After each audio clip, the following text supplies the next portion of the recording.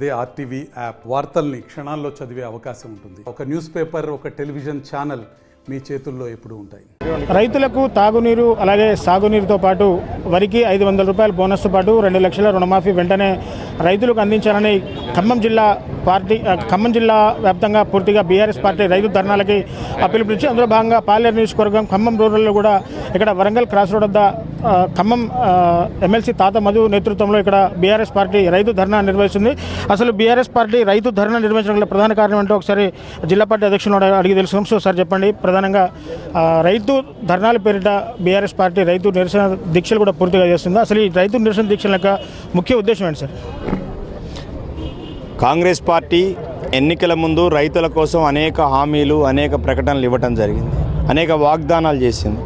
కానీ అధికారంలోకి వచ్చిన తర్వాత ఏ ఒక్క హామీని కూడా ఇంతవరకు ఇంప్లిమెంట్ పూర్తి చేయలే.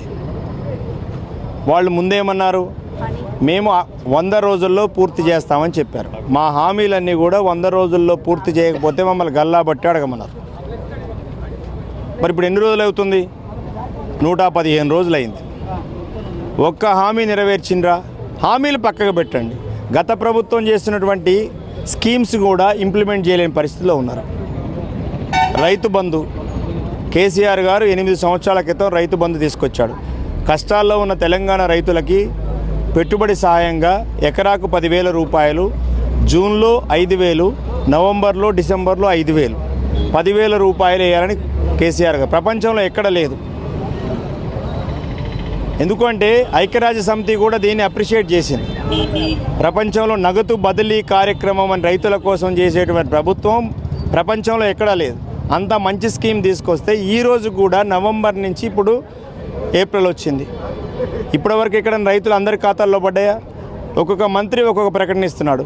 ఒక ఆయన 90% అంటాడు, ఇంకో ఆయన 92 అంటాడు, ఇంకొక ఆయన 94 అంటాడు. నిన్ననే మా మిత్రుడికి మెసేజ్ వచ్చింది, మీ ఖాతాలో రైతు బంధు స్కీమ్ కింద మీకు డబ్బులు జమ అయినాయి. ఆయన వెళ్ళి బ్యాంకులో చెక్ చేసుకుంటే డబ్బులు రాలే, మెసేజ్ మాత్రం వచ్చింది.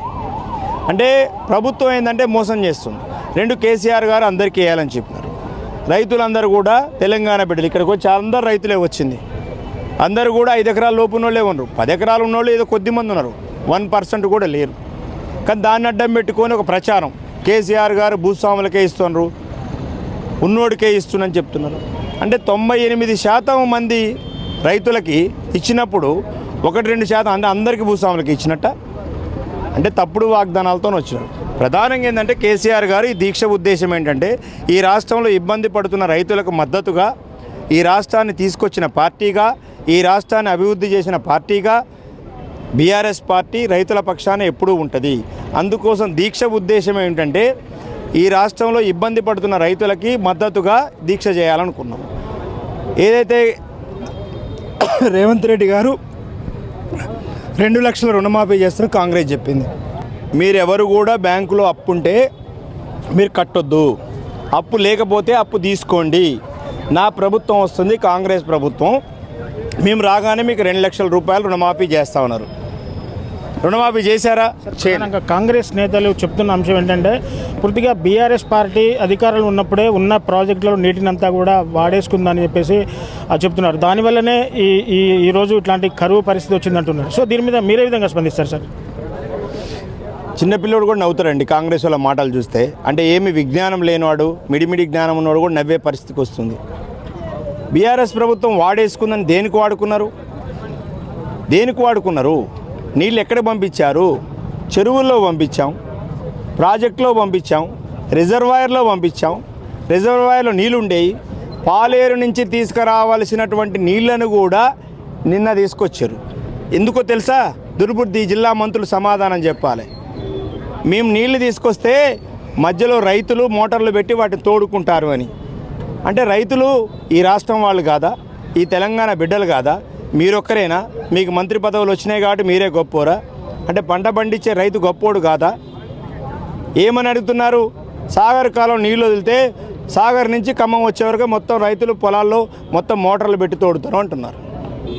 మరి గతంలో కూడా వర్షపాతం ఇప్పటికంటే గత సంవత్సరం తక్కువగా ఉంది. అయినా కేసీఆర్ గారు ముందు చూపుతోని అన్ని చెక్ డ్యాములు నింపారు, కాకతీయులు తవ్వినటువంటి చెరువులను నింపారు, వాగులు నింపారు, రిజర్వాయర్లు నింపారు.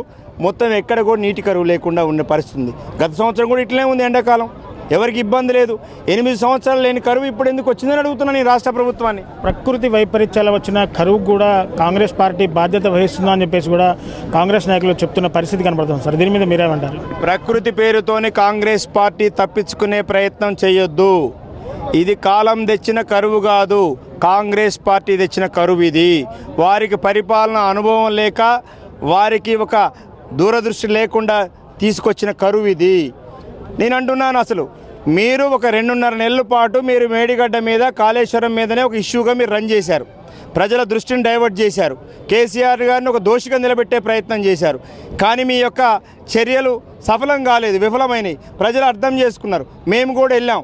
కాళేశ్వరం అంటే మేడిగడ్డ కాదు, కాళేశ్వరం అని అంటే ఎన్ని బరాజులు, ఎన్ని రిజర్వాయర్లు, ఎన్ని కాలువలు, ఎన్ని టన్నెల్స్, ఎన్ని మోటార్లు, ఎన్ని సబ్స్టేషన్లు క్లియర్గా ప్రజల ముందు పెట్టాము. కాళేశ్వరం అంటే మేడిగడ్డ కాదు. మరి నిన్నగాక మొన్న కేసీఆర్ గారు సూర్యాపేట వచ్చి నల్లగొండ తిరగగానే నీళ్ళు ఎత్తిపోస్తున్నాం, మోటార్లు ఆన్ చేస్తున్నామని చెప్పిండ్రు. ఇదే కాంగ్రెస్ పార్టీ ఎన్నికల ముందు మోటార్లు కాలిపోయినాయి, మునిగిపోయినాయి, సబ్స్టేషన్లు మునిగిపోయినాయి, బురదతో కూరిపోయింది, అది ఉపయోగంలో లేదని చెప్పారు. మరి ఉపయోగం లేనప్పుడు మీరు ఏమైనా కొత్త మోటార్లు పెట్టారా? కొత్త సబ్స్టేషన్లు పెట్టారా? నీళ్ళు ఎట్లా లిఫ్ట్ చేస్తున్నారు మీరు? అంటే కేసీఆర్ గారు తెచ్చినటువంటి, బీఆర్ఎస్ ప్రభుత్వం తీసుకొచ్చినటువంటి అదే మోటార్లు వాడారు, అదే జనరేటర్లు వాడారు, అదే సబ్స్టేషన్లు వాడారు, అదే మీరు యొక్క పైప్ లైన్ వాడారు. ఇవాళ రోజుకి 1 TMC ఎత్తిపోస్తున్నారు. నీళ్ళు ఎక్కడి నుంచి వచ్చినాయండి? మరి 3 నెలలు లేని నీళ్ళు ఇవాళ కొత్తగా నుంచి పైనుంచి ఏమైనా వాళ్ళ వరకు అక్కడ వాన కురిపించారా? లేకపోతే మీ డీకే శివకుమారు, సిద్ధరామయ్యతో మీరు ట్రైన్లలో ఏమైనా కర్ణాటక నుంచి ఇక్కడ దోలారా? ఎక్కడి నుంచి వచ్చినాయి నీళ్ళు? కేసీఆర్ గారు కాళేశ్వరం ప్రాజెక్టులో ఒడిసిపట్టి ఎత్తిపోసిన నీళ్ళు మీరు ఇవాళ వాడుతున్నారు. మీ మంత్రి గారే కదా కొండా సురేఖ గారు రంగనాయక సాగర్ నుంచి నీళ్ళు వదిలారు, కొండపోచమ్మ నుంచి నీళ్ళు వదిలారు. మరి కొండపోచమ్మ ఎవరు కట్టించారు? రంగనాయక సాగర్ ఎవరు కట్టించారు? కాంగ్రెస్ ప్రభుత్వం కాదు కదా, బీఆర్ఎస్ ప్రభుత్వం కేసీఆర్ గారి నాయకత్వంలో కట్టినటువంటి జలాశయాలు అవి. ఆ జలాశయాల నుంచి నీళ్ళు వదులుతున్నారు మీరు. ప్రధానంగా చివరి ప్రశ్న, గ్యారెంటీ ఏంటి సార్ ఈ ధర్నాలో?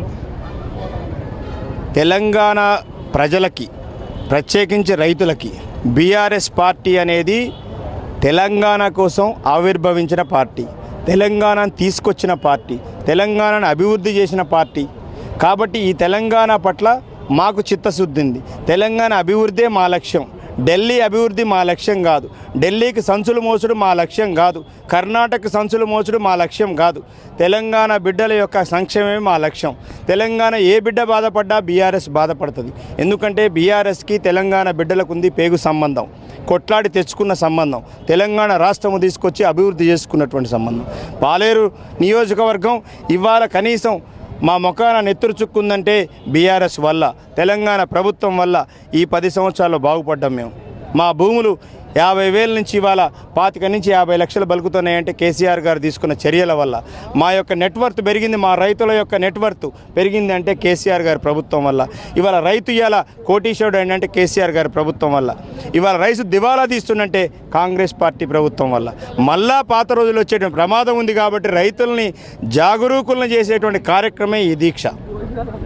సో పూర్తిగా చూశారు కదా, కేసీఆర్ అంటేనే కాలువలు, చెరువులు, రిజర్వాయర్లు అంటూ కేసీఆర్ అధికారంలో ఉన్నన్ని రోజులు తెలంగాణ రైతాంగం పంటలు సస్యశ్యామలంగా ఉన్నాయంటూ కేసీఆర్ అధికారం కోల్పోయిన దగ్గర నుంచి 110 రోజుల్లోనే తెలంగాణ రైతాంగానికి ఇంత కష్టం వచ్చింది. అటు తాగడానికి, ఇటు సాగు చేయడానికి నీళ్లు లేక ఎన్నో అవస్థలు పడుతున్న రైతన్నలకు మేమున్నామంటూ కూడా భరోసాగా బీఆర్ఎస్ పార్టీ అండగా నిలుస్తూ ఖమ్మం జిల్లా వ్యాప్తంగా ఈనాడు రైతు ధర్నాకు పిలుపునిచ్చింది. రైతు ధర్నాలో పిలుపులో భాగంగా ప్రధానంగా కాంగ్రెస్ పార్టీ రైతులను ఉద్దేశించి చెప్పిన వరి పంటకు 500 రూపాయల బోనస్, అలాగే 2 లక్షల రుణమాఫీ, తాగునీరుతో పాటు సాగునీరు కూడా పూర్తి స్థాయిలో అందించే వరకు కూడా ఈ ఉద్యమాన్ని మరింత ఉధృతం చేస్తామని చెప్పేసి కూడా బీఆర్ఎస్ నాయకులు చెప్తున్న పరిస్థితి ఖమ్మంలో నెలకొన్నది. ఇది కెమెరా పర్సన్ నాగేంద్ర బాబుతో నేను మీ దేవేందర్, RTV ఖమ్మం నుంచి. మరిన్ని వీడియోస్ కోసం ఛానల్ ని సబ్స్క్రైబ్ చేయండి. లేటెస్ట్ అప్డేట్స్ కోసం వాట్సాప్ ఛానల్ ని ఫాలో చేయండి. అండ్ లింక్ డిస్క్రిప్షన్ లో ఉంది.